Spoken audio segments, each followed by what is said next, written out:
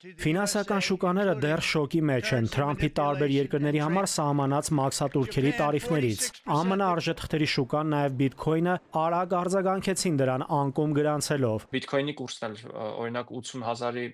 վերևներն էր, այսինքն մոտ 88-89,000 էր հասել։ Հետո այդ հայտարարությունից հետո, երբ որ արդեն շուկան իմացավ, որ այսքան լուրջ ու կտրուկ սուր է տրամադրված Ամերիկայի նախագահը, բիթքոյնի կուրսը իջավ մինչև 74-75,000։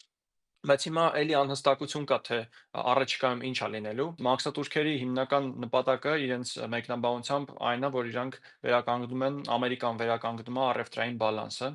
որ օրինակ չինացիները շատ ավելի շատ ապրանք են ուղարկում Ամերիկա, վաճառում ամերիկացիների վրա, քան թե գնում են Ամերիկայից ապրանքներ։ Հայտնի Cardano blockchain հարթակի հիմնադիր Չարլզ Հոսկինսոնը ամերիկյան CNBC-ին ասել է, որ լավատես է։ Նա հայտնել է, որ բիթքոյնն այս տարի կարող է հասնել $250,000։ Հոսկինսոնը, ով ավելի քան 1 տասնամյակ աշխատել է կրիպտո արդյունաբերության մեջ եւ աջակցել Ethereum blockchain-ի համահիմնադրմանը, կարծում է, որ բիթքոյնը կհասնի $250,000 մինչև այս տարվա վերջ կամ հաջորդ տարի։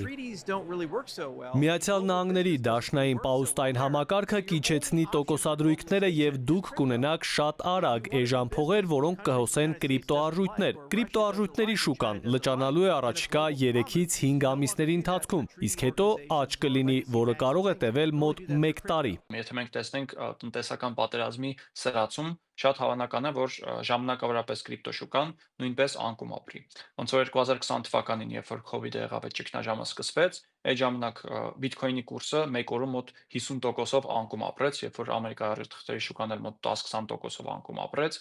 բայց դրանից հետո վերականգնվեցին շուկաները։ ԱՄՆ քաղաքական վերնախավը հայտարարեց, թե տարբեր երկրների համար մաքսատուրքեր սահմանելով առևտրային բալանսը անառողջ տնտեսությունն են առողջացնում։ ԱՄՆ նախագահի վարչակազմը համարում է, որ Միացյալ Նահանգներ Չինաստանից ավելի շատ ապրանք է ներմուծվում, քան այդ երկրից արտահանվում է։ Տնտեսագետների վարկածներից մեկն էլ այն է, որ այս ամենը Թրամփը հատուկ է անում, որ ֆինանսական ճգնաժամ ստեղծի ու լուծի ԱՄՆ-ի գլխին կախված գերխնդիրը։ Այս տարի այդ պետական պարտքի վճարելու զգալի հատվածն է գալիս։ Նրանք փորձում են ճգնաժամ ստեղծելով նվազեցնել Ամերիկայի կենտրոնական բանկի տոկոսադրույքները, որպեսզի պետական պարտքը ավելի ցածր տոկոսադրույքով վերաֆինանսավորեն։ Ֆինանսական աշխարհի փոփոխությունները անդրադարձ են ունեցել աշխարհի միլիարդատերների խոշոր ընկերությունների եւ բիզնեսի վրա։ Տեսլայի գործադիր տնօրեն Իլոն Մասկի կարողությունը անցած տարվա նոյեմբերից ի վեր առաջին անգամ նվազել է $300 միլիարդ։ Տնտեսագետների ձևակերպմամբ դա տեղի է ունեցել Թրամփի մաքսատուրքերի կիրառման հայտարարությունից հետո։ Չնայած եկամուտների կորստին, Մասկը շարունակում է հարուստների շարքում առաջատարը լինել, առաջ անցնելով Amazon-ի հիմնադիր Ջեֆ Բեզոսից Մետայի գործադիր տնօրեն Մարկ Ցուկերբերգից։ Նաիրի Մուրադյան, ժամը լրատվական։